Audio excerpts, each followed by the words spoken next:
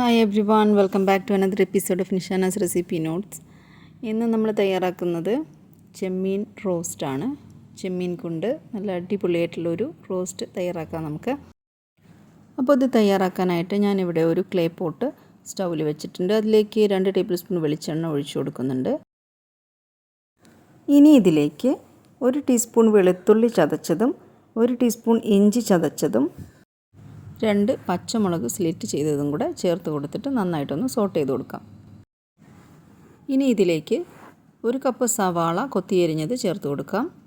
ചെറുതായിട്ടൊന്ന് സോട്ട് ചെയ്യാം. അതിനുശേഷം 1 കപ്പ് തക്കാളി അരിഞ്ഞതും കൂടെ ചേർത്ത് കൊടുക്കുക. ശകലം ഉപ്പും കൂടെ ഇട്ടതിന് ശേഷം നന്നായിട്ടൊന്ന് വഴറ്റി കൊടുക്കാം.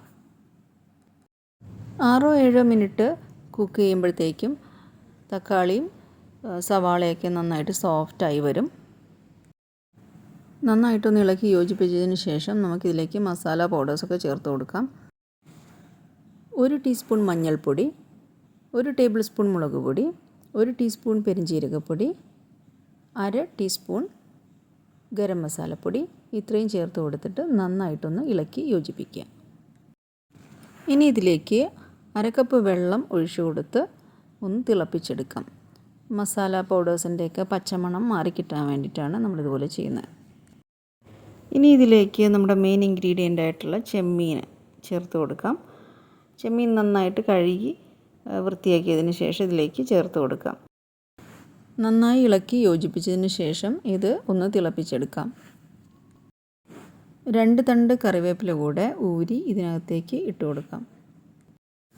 ആവശ്യത്തിനുള്ള ഉപ്പ് ചേർത്ത് കൊടുക്കാം. ശേഷം 2 ടീസ്പൂൺ ടൊമാറ്റോ സോസും കൂടെ ചേർത്ത് കൊടുക്കുന്നുണ്ട്. ഇത് ഓപ്ഷണലാണ്, നമുക്ക് വേണമെങ്കിൽ മാത്രം ചേർത്ത് കൊടുത്താൽ മതി. ഇനി ഒരു ലിഡ് വെച്ചിട്ട് നമുക്കിത് കവർ ചെയ്യാം. നന്നായിട്ടൊന്ന് തിളപ്പിച്ചെടുക്കാം.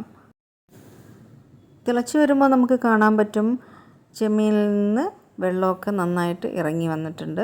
ഇനി ഈ വെള്ളം ഏകദേശം ഡ്രൈ ആകുന്നത് വരെ ഇത് ഹൈ ഫ്ലെയിമിലിട്ട് കുക്ക് ചെയ്യാം.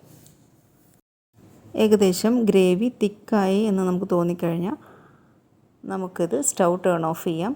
അല്പം മല്ലിയില കൂടി വിതറി കൊടുക്കാം. അപ്പോൾ നമ്മളുടെ നല്ല ടേസ്റ്റി ആയിട്ടുള്ള സൂപ്പർ ഡെലീഷ്യസ് ആയിട്ടുള്ള നമ്മുടെ ചെമ്മീൻ റോസ്റ്റ് ഇവിടെ റെഡി ആയിട്ടുണ്ട്. എല്ലാവരും ഈ ഒരു രീതിയിൽ റോസ്റ്റ് തയ്യാറാക്കി നോക്കുക. ചപ്പാത്തി അതുപോലെ തന്നെ ചോറ് എല്ലാത്തിൻ്റെ കൂടെയും നല്ലൊരു കോമ്പിനേഷനായിട്ട് നമുക്ക് യൂസ് ചെയ്യാൻ പറ്റുന്ന ഒരു നല്ലൊരു റോസ്റ്റാണിത്. അപ്പോൾ എല്ലാവരും ട്രൈ ചെയ്ത് നോക്കുക.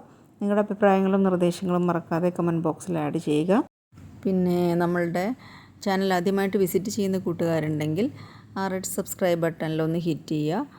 അതിനടുത്തുള്ള കുഞ്ഞ് ബെൽ ബട്ടൺ കൂടി ഇനേബിൾ ചെയ്യുക. എങ്കിലേ ഞാനിടുന്ന വീഡിയോസിൻ്റെ നോട്ടിഫിക്കേഷൻസ് നിങ്ങൾക്ക് കിട്ടുകയുള്ളൂ.